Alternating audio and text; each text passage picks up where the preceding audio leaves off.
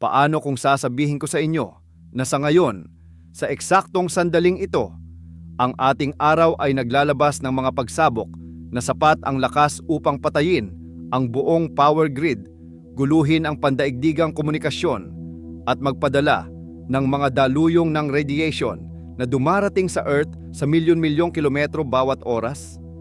Hindi ito science fiction. Ito ay nangyayari ngayon. At ayon sa pinakabagong datos mula sa NOAA's Space Weather Prediction Center at NNASA's Solar Dynamics Observatory, kasalukuyan tayong nasa loob ng isang critical na impact window kung saan maraming coronal mass ejections at solar flare activity ay nagsasama-sama patungo sa ating planeta. Ang tanong ay hindi kung maapektuhan tayo, kundi gaano kalubha. Manatili kasama ko sa buong video na ito dahil ang ibubunyag ko tungkol sa kasalukuyang aktibidad ng ating araw ay lubos na magbabago sa inyong pag-unawa sa mga di nakikitang puwersa na maaaring muling hubugin ang modernong sibilisasyon sa loob lamang ng ilang oras. Ano ang kasalukuyang banta? Hayaan ninyong ipakita ko ang larawan ng kung ano talaga ang nangyayari sa kalawakan ngayon na sinusuportahan ng pinakabagong observational data. Noong Enero 11, 2026, nakuha ng NASA's Solar Dynamics Observatory ang isang M3.3 class solar flare na sumabog mula sa labas ng east-southeast limb ng araw. Hindi ito ordinaryong flare lamang. Ito ay isang long-duration event na umabot sa rurok nito ng alas 11:14 ng gabi UTC at may kasamang coronal mass ejection, isang napakalaking ulap ng sobrang init na plasma at magnetic fields na inilabas sa kalawakan. Bagaman ang partikular na CME na ito ay nakadirekta palayo sa Earth, ito ay bahagi ng mas malaking pattern ng solar activity na pinagmamasdan ng mabuti ng mga siyentipiko sa Space Weather Prediction Center para sa kahinaan ng ating planeta. Pero narito ang seryoso. Ayon sa pinakabagong mga ulat mula sa The Watchers at Earth Sky, ang Earth ay nakaranas na ng geomagnetic storm conditions. Sa pagitan ng Enero 10 at 11, ang magnetic field ng ating planeta ay hinampas ng G1 hanggang G2 level storms. Yan ay minor hanggang moderate sa geomagnetic storm scale ng NOAA. Hindi ito mga random na pangyayari. Ito ay resulta ng maraming coronal mass ejections na inilunsad mula sa active region, 4,334 noong Enero 8, pinagsama sa high-speed solar wind streams na bumubukal mula sa isang napakalaking coronal hole na kasalukuyang umiikot sa ibabaw ng araw. Isipin ang coronal hole bilang isang madilim na sugat sa ibabaw ng araw. Isang rehiyon kung saan ang magnetic field ay bumubukas at nagpapahintulot sa solar wind na tumakas sa napakabilis na bilis. Ang kasalukuyang coronal hole ay nasukat sa bilis na lumalampas sa 620 kilometro bawat segundo. Iyon ay mahigit 2.2 milyong kilometro bawat oras ng charged particles na dumarating direkta patungo sa Earth. Para maintindihan ang kalubhaan ng ating kinakaharap, kailangan ninyong maintindihan kung paano kinaklasipika ng mga siyentipiko ang mga solar flares at kung bakit mahalaga ang mga pagkakaiba para sa ating teknolohikal na sibilisasyon. Ang mga solar flares ay kinakategorya sa 5 uri, A, B, C, M at X. Bawat isa ay kumakatawan sa 10 beses na pagtaas ng energy output. Ayon sa NASA Scientific Visualization Studio, ang scale na ito ay gumagana katulad ng Richter scale para sa mga lindol. Ang X-class flare ay 10 beses na mas malakas kaysa M-class at 100 beses na mas malakas kaysa C-class. Ang mga C-class flares ay karaniwang background noise lamang, masyadong mahina upang makaapekto sa Earth sa anumang makabuluhang paraan. Ang mga M-class flares, tulad ng M3.3 na kakasaksi lang natin, ay maaaring magdulot ng maikling radio blackouts sa mga poste at maliliit na radiation storms na nagdudulot ng panganib sa mga astronauts at high-altitude flight crews. Pero ang mga X-class flares, ito ang mga halimaw na maaaring magsulat muli ng mga patakaran. Ang mga X-class flares ay maaaring umabot sa mga value na malayo pa sa X1. Ang pinakamakapangyarihang solar flare na naitala ng modernong mga instrumento ay naganap noong 2003 sa panahon ng Halloween storms. Ito ay umabot sa sensor sa X28 at maaaring aktwal na kasing lakas ng X45. Ang solong kaganapang iyon ay nakaabala sa satellite operations. Pinilit ang mga sasakyang panghimpapawid na magre-route at nagdulot ng malawakang radio blackouts sa buong planeta. Sa buong 2025, nasaksi natin ang maraming X-class events. Noong Nobyembre 2025, dalawang napakalaking X-class flares ay sumabog sa loob ng wala pang 12 oras. Isang X1.8 at isang X1.1 na nag-trigger ng malakas na R3 radio blackouts sa Americas at Pacific. Noong Disyembre 2025, isang X1.1 solar flare ay nag-spark ng malakas na radio blackouts sa buong Australia. Ang mga kaganapang ito ay hindi mga anomalya. Mga sintomas ito ng kung nasaan tayo sa solar cycle. Nasa solar cycle 25 at ano ang maximum threat? Narito ang hindi nalalaman ng karamihan sa mga tao. Kasalukuyan tayong nasa tuktok ng solar cycle 25. Inihayag ng NASA at NOAA noong Oktubre na opisyal tayong pumasok sa solar maximum, ang panahon ng 11 taong solar cycle, kung kailan ang solar activity ay umaabot sa pinakamataas na antas. Sa panahon ng solar maximum, ang bilang ng mga sunspots ay dramatikong tumataas. Ang mga madilim na rehiyon na ito sa ibabaw ng araw ay kung saan ang mga magnetic fields ay nagiging pinaka-twisted, stressed at volatile. Kapag ang mga magnetic fields na ito ay nag-reconnect, naglalabas sila ng enerhiya na katumbas ng bilyon-bilyong hydrogen bombs sa isang pagsabog. Ang kamakailang pananaliksik na inilathala, ilang araw lang ang nakakaraan, ay nagbubunyag ng isang kamanghamanghang bagay.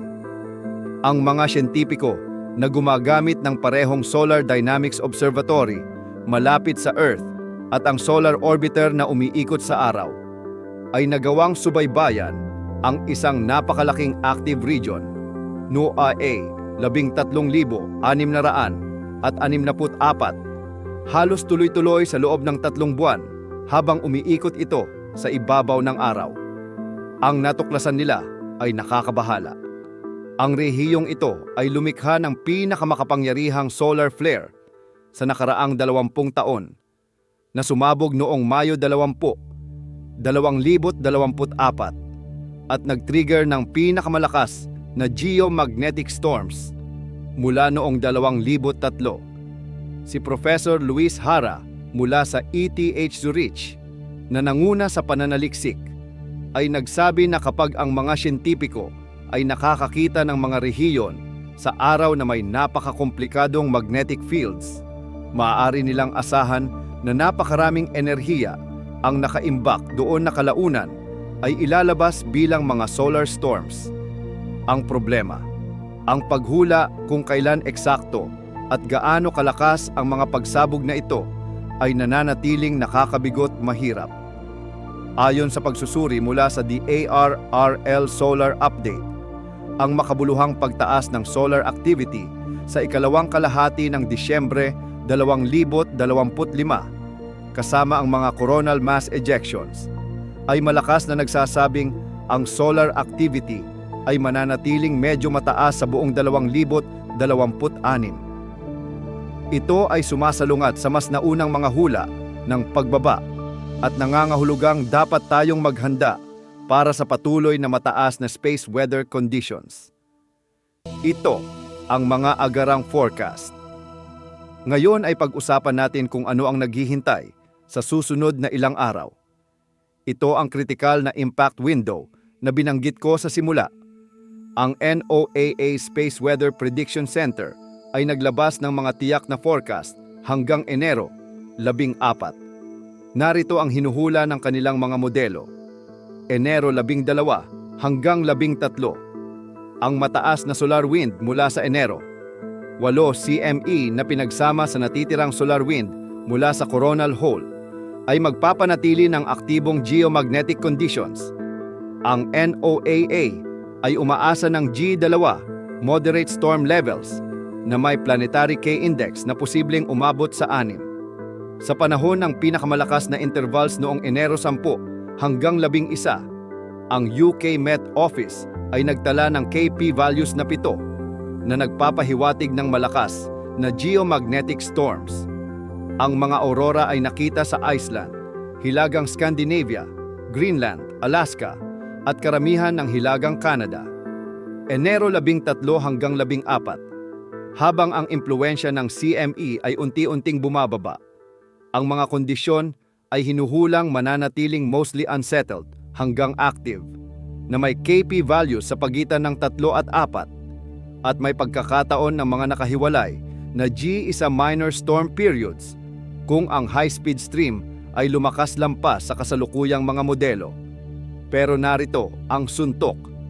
Ayon sa long-range forecast, ang pinakamataas na posibilidad ng geomagnetic storm window sa Enero ay hinuhula para sa Enero 17 hanggang 18 na may mga forecast na nagpapahiwatig ng G1 conditions at KP values na umaabot sa 5. Ang solar activity mismo ay inaasahang mananatiling pangunahing mababa hanggang Enero 24 na may mga C-class flares na inaasahan sa buong panahon. Gayunpaman, at ito ay mahalaga, ang NOAA ay nagbibigay ng humigit kumulang 15% daily chance ng M-class flares. Pangunahing mula sa active region, 4,336 at ang silangang mga rehiyon na lumikha ng kamakailang M-class activity. Mas makabuluhan pa, ang mga X-class flares ay binibigyan ng 1% chance o mas mababa ngunit hindi ganap na maitatanggi. Ang kasalukuyang mga sunspot regions tulad ng AR 4,336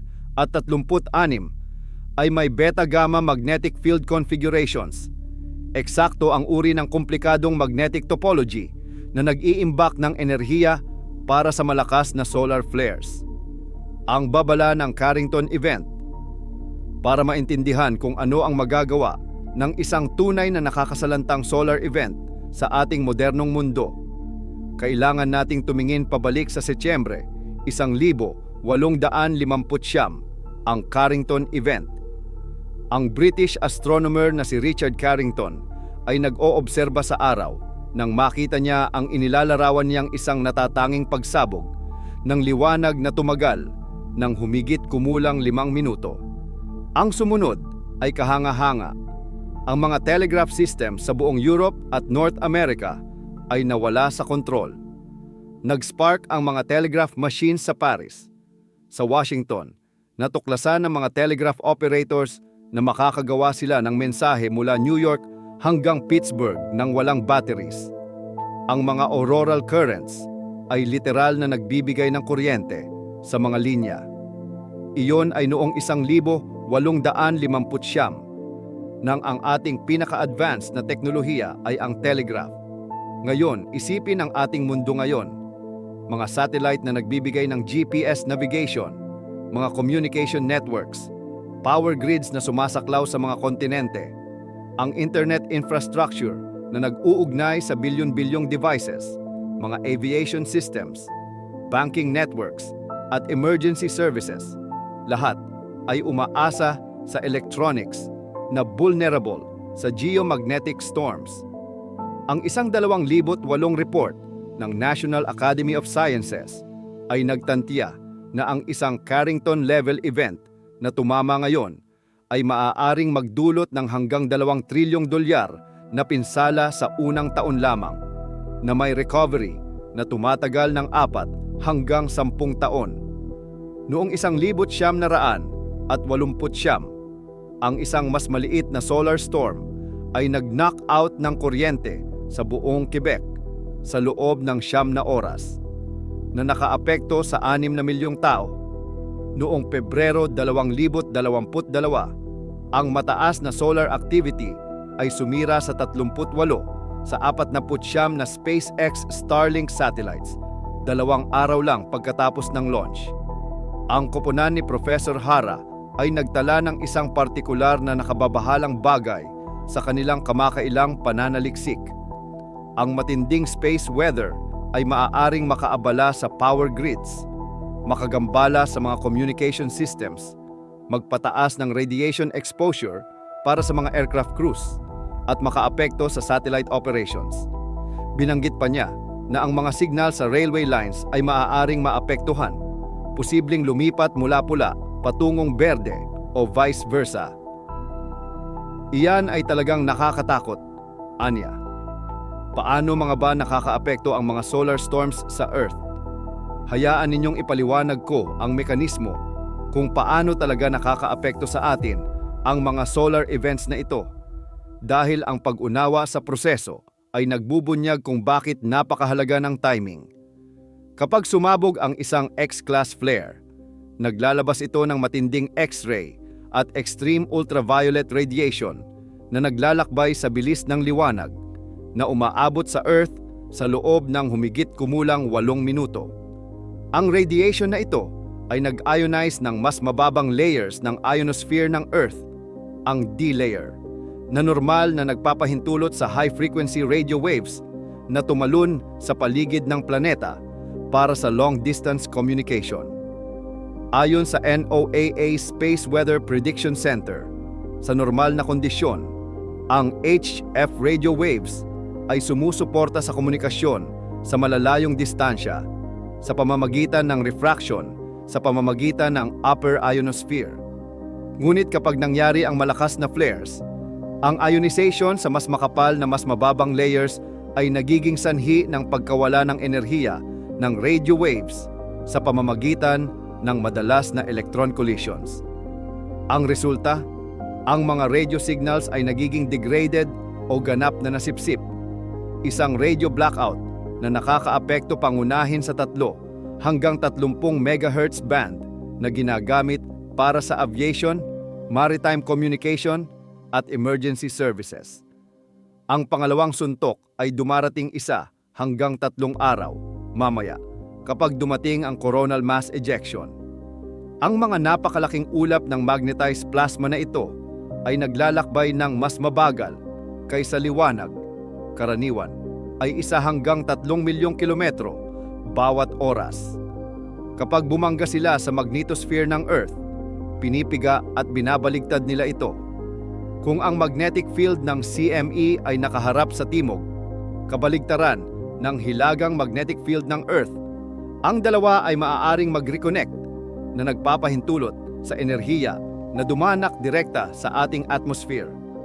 Lumilikha ito ng geomagnetically induced currents na dumadaloy sa mga power lines, pipelines, transformers, at kahit submarine cables. Ang mga currents na ito ay hindi dapat naroroon. Maaari nilang isaturate ang transformer cores, mag-overheat ng mga components, at magdulot ng cascading failures sa mga power grids. Ang energetic particles na pina-accelerate ng mga kaganapang ito ay nagdudulot din ng radiation hazards. Sa panahon ng malakas na mga kaganapan, ang mga airline ay dapat magre-route ng mga flights palayo sa mga polar regions kung saan tumataas ang radiation exposure. Ang mga astronauts sa International Space Station ay dapat kumubling sa mas protektadong mga lugar. Mga kamakailang escalation patterns na nabuo. Ang pagtingin sa pattern ng kamakailang solar activity ay nagbubunyag ng isang tumataas na trend na dapat makabalisa sa ating lahat. Sa buong 2024 at hanggang 2025, nasaksi natin ang isang di pangkaraniwang clustering ng makapangyarihang mga kaganapan. Mayo 2024, 3 X-class flares ay sumabog sa loob lamang ng mahigit 24 na oras. X1.3, X1.2 at X4.5, Mayo 2025. Isang X2.7 flare ay nagdulot lamang ng panandaliang radio signal blackout at sa bahagi lang ng Earth na direktang nakaharap sa araw sa oras ng pagsabog. Sa panahong iyon, ang matinding X-ray radiation mula sa araw ay biglaang nag-ionize sa itaas na bahagi ng atmosphere, dahilan upang maharangan ang high-frequency o HF radio signals. Europa, nakaranas ng HF radio disruption, partikular sa aviation at maritime communications. Asya, kasama ang Timog Silangang Asya. May mga ulat ng pansamantalang radio blackout, gitnang silangan, na itala ang paghina at pagkaantala ng komunikasyon. Aprika, panandali ang pagkawala ng HF radio signals. Amerika, mga bahaging may sikat ng araw noon. Napansing pagbaba at pagkaantala ng radio signal sa ilang lugar. Nobyembre 2025, dalawang X-class flares, X1.8 at X1.1 ay sumabog sa loob ng 12 oras, Disyembre 2025. Isa pang X1.1 flare ay nag-trigger ng malakas na radio communication blackouts sa buong Australia. Bawat isa sa mga kaganapang ito ay nakaabala sa komunikasyon, nakaapekto sa satellite operations, at nagpakita ng ating kahinaan. Ang partikular na nakababahala ay na marami sa mga kamakailang X-class flares na ito ay nagmula sa mga sunspot regions na umiikot sa Earth-facing positions o mula sa mga rehiyon sa labas ng limb na malapit ng direktang harapin tayo. Ang kasalukuyang monitoring ay nagpapakita ng maraming active regions sa nakikitang solar disk na nagpapakita ng unti-unting magnetic complexity evolution. Ang region AR4336 na naging partikular na aktibo ay may beta-gamma magnetic field configuration. Ang mga bagong rehiyon ay patuloy na lumalabas at umiikot sa view. Bawat isa ay may potensyal para sa makabuluhang eruptive activity. Ano nga ang hamon sa prediction nito? Isa sa mga pinakanakakabigo na aspeto ng space weather forecasting ay ang mga limitasyon sa ating predictive capabilities. Habang ang mga siyentipiko ay maaaring matukoy ang mga rehiyon na may komplikadong magnetic fields na nag-iimbak ng napakalaking enerhiya, hindi pa rin nila matukoy ng may katiyakan kung ang rehiyong iyon ay maglalabas ng isang pangunahing pagsabog o ilang mas maliliit na pagsabog, o kung kailan eksakto mangyayari ang mga pagsabog na ito. Ang long-range forecast, tulad ng Enero 17 hanggang 18 geomagnetic storm window, ay pinakamahusay sa pagkuha ng paulit-ulit na mga pattern na nakatali sa mga coronal holes at high-speed streams. Ang mga CME-driven storms, gayunpaman, ay nananatiling mas mahirap hulaan ng maaga at maaaring dramatikong baguhin ang mga forecast sa huling 1 hanggang 3 araw. Ito ang dahilan kung bakit napakahalaga ng tuloy-tuloy na pagsubaybay.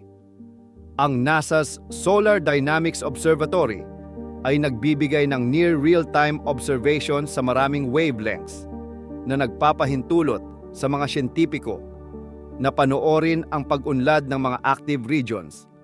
Ang solar orbiter na nakaposisyon upang tingnan ang far side ng araw ay nagbibigay ng mahalagang advanced warning ng mga sunspot regions na umiikot sa Earth-facing positions.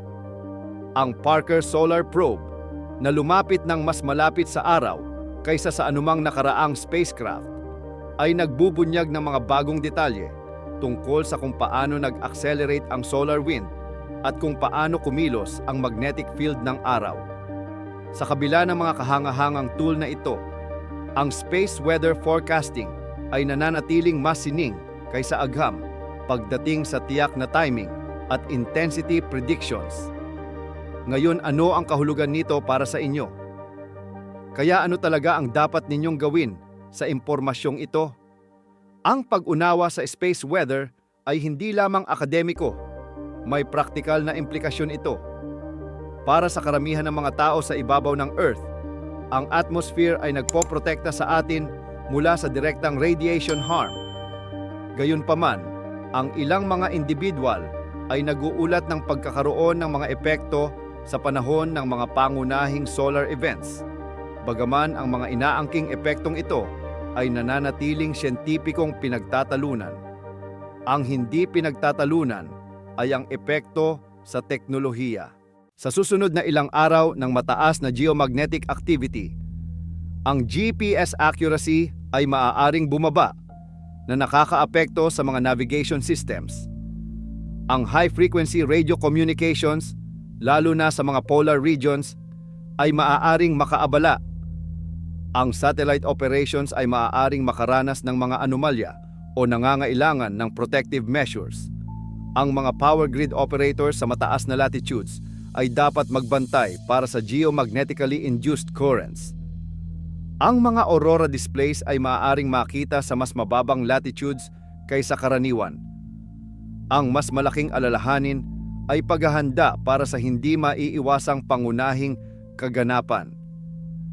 Kung paano tayo naghahanda para sa mga bagyo, lindol, at iba pang natural na sakuna, ang paghahanda para sa matinding space weather ay may praktikal na kahulugan sa ating mundo na umaasa sa teknolohiya. Ang araw ay hindi pare-pareho, matatag na bituin.